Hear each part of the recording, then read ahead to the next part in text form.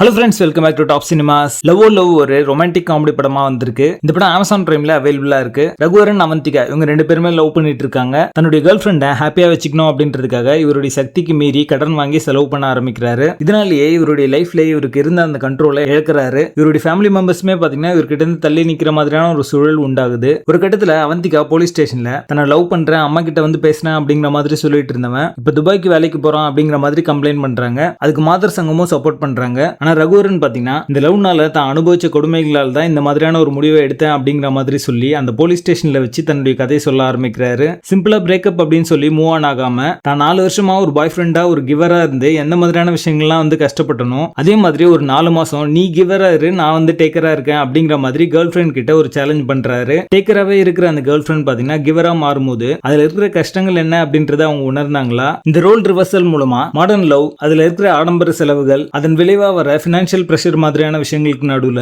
True love அப்படின்றது survive ஆகுமா அப்படின்ற கேள்விக்கு பதில் தான் இந்த படமே. நிலவுக்கு என்மேல் என்னடி கோவம் படத்துக்கு அப்புறமா பவிஷ் நடிக்கிற 2வது படமா இந்த படம் வந்திருக்கு. ரகுவரன் கேரக்டருக்கு தேவையான எல்லா விஷயங்களையும் அவருடைய பெஸ்ட் கொடுத்திருக்காரு அப்படின்னே சொல்லலாம். பெர்ஃபார்மன்ஸ் பெஸ்டா இருந்தது அப்படின்னு சொல்ல மாட்டேன், பட் அவருடைய பெஸ்ட் வந்து கொடுத்திருக்காரு அப்படின்னே சொல்லலாம். நாகதுர்காவும் அவங்களுக்கு கொடுக்கப்பட்ட ரோலுக்கு ஒரு கான்பிடென்டான பெர்ஃபார்மன்ஸே கொடுத்திருக்காங்க. அவங்களுடைய கேரக்டர் ஆர்க் அப்படின்றது ரொம்ப நல்லாவே இருந்துச்சு. வேலை செய்யறது பெண்களுக்கு உரிமை, ஆனா ஆண்களுக்கு அது கடமை அப்படிங்கிற மாதிரியான நிறைய டைலாக்ஸ் இந்த படத்துல வந்து இருக்கும். அந்த டைலாக்ஸ் எல்லாமே ரொம்ப நல்லாவே இருந்தது பார்க்கும்போது. யூத் ஆடியன்ஸை அட்ராக்ட் பண்ற மாதிரியான ஒரு நல்ல கான்ஃபிளிக்ட் வச்சு தான் இந்த படத்தை வந்து ஆரம்பிப்பாங்க. இருந்தாலுமே அந்த ஸ்கிரீன் பிளேல இன்ட்ரெஸ்டிங் எலிமெண்ட்ஸ் நிறைய ஆட் பண்ணி சொல்லியிருந்தாங்க அப்படின்னா இந்த படம் அடுத்த லெவலுக்கு போயிருக்கும். ஐடி கொலிகா வர அந்த திருநங்கை கேரக்டருடைய அந்த சீக்வன்ஸ் எல்லாமே நல்லா இருக்கும். ஆன் பேப்பர்ல ஸ்கிரிப்டா நல்லா இருந்தாலுமே ஸ்கிரீன் பிளே எக்ஸிகியூஷன்ல கோட்டை விட்டுருக்காங்க. லேட் பேரோடி லவ் ஸ்டோரியில ஒரு டெப்த் அப்படின்றது மிஸ்ஸிங். பழைய படங்கள்ல வர மாதிரி பெண்களை திட்டி பாட்டு போடுறது மாதிரியான கான்செப்ட்லாம் இந்த படத்துல ட்ரை பண்ணிருக்காங்க. பட் ஒர்க் அவுட் ஆகல. எந்த ஒரு கேரக்டருமே நம்மளுக்கு கனெக்ட் ஆகல அப்படின்னு தான் சொல்லுவேன். தேவதை கண்டேன், ரோமியோ ஜூலியட் இந்த 2 படத்தையும் அன்இன்ட்ரெஸ்டிங்கா மிக்சியில அடிச்சு கொடுத்தா எப்படி இருக்குமோ அந்த மாதிரி தான் இந்த படம் இருக்கு. படத்துல பேசிங் ஆவரேஜா இருக்கும். மொத்தத்துல இது ஒரு பில் ஆவரேஜ் மூவியா வந்திருக்கு.